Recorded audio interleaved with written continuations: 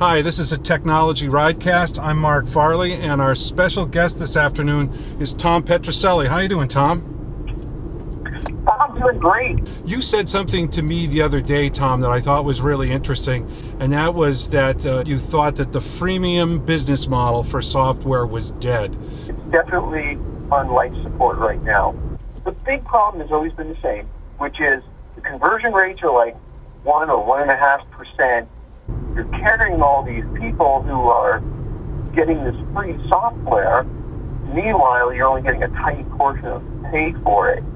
And this is causing companies like Evernote to make some really bad decisions. Evernote recently said that they're going to reduce the number of devices that you can use their product on if you're in the premium category. So, for example, I use mine on my smartphone, I use it on my tablet, and I have a desktop version. Well, that's 3. They're only going to allow me 2. Meanwhile, Right. the basic subscription is going up $1 a month.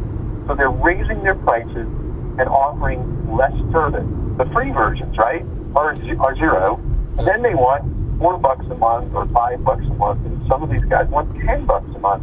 So you're talking anywhere from $50 to $150 a year versus 0. That's a big jump for a lot of folks.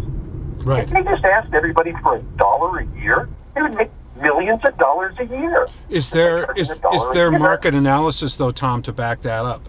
WhatsApp doesn't allow you to be free, but they charge you $1 a year. And they've got literally millions and millions of people who pay WhatsApp $1 a year. Where it really shows is in the conversion rate. When you're talking about 1 or 1.5%, that's not a lot of people. Meanwhile, the 98% out there who don't pay for it cost me money. So when do you think Evernote made the big mistake that put them in this position? That's a great question, because I really think they made the mistake a long time ago when they focused on building the number of users.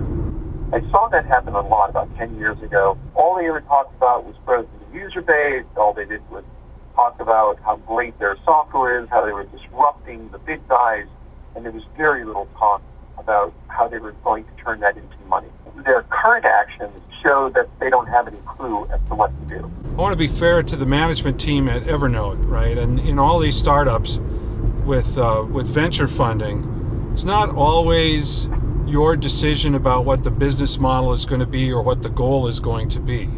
And, you know, the mantra at the time out here in Silicon Valley was just be the first company to get the most users. There were a lot of questions about what is the business model that's going to work out.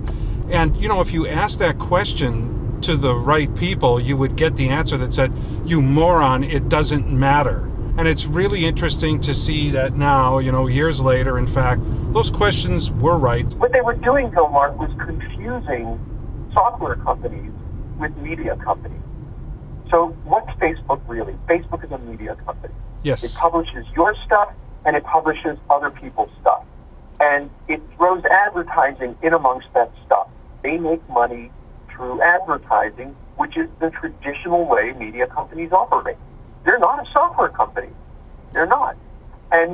But folks like Evernote were software companies. And they didn't behave like a software company. They behaved like media companies.